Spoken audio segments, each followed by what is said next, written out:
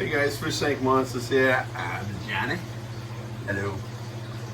So, this video is going to be about arowanas. Beautiful albino silver. We moved them from the 220 on over to the 540, along with Prick, the big old black arowana. And just some useful tips if you guys are planning on keeping these gorgeous, majestic predators. I highly recommend some of these things that's helped me out along the way. One, a very obvious one, have a tank big enough.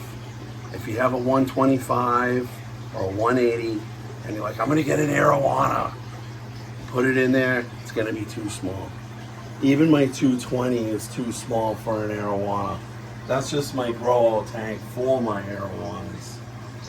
So I would start with at least a 300 gallon. The width is what you're really looking for. Length, yes. Length and width, absolutely. Height, not so much. Secondly, you gotta consider the filtration these fish require.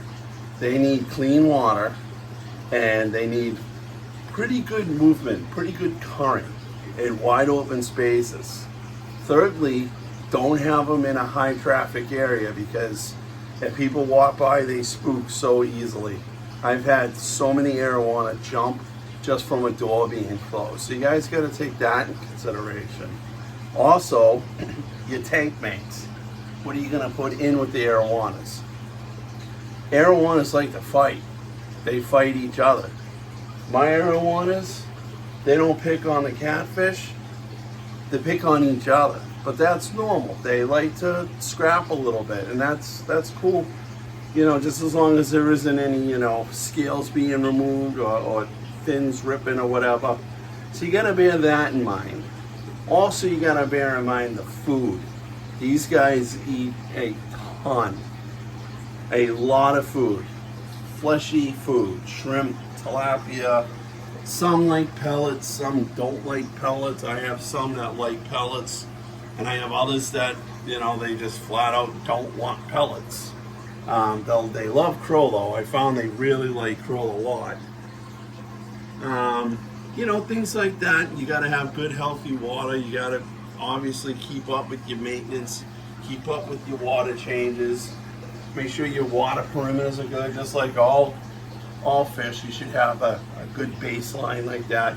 But arowanas in particular, they're very temperamental fish. And as big as they are, some of them could be a huge fish. A huge arowana I had, and he got picked on by a smaller fish. It was the craziest thing. You would have thought the big arowana would have been the bully, but it was not the case. So these are just things that's helped me along the way keeping arowanas. I've been keeping arrows for a very long time. I hope someday I get an Asian arowana, but we all know they're illegal in the U.S. We have to change that. So I just wanted to put my 2 cents worth in there. I'm Johnny. Have a great weekend. I'm out of here.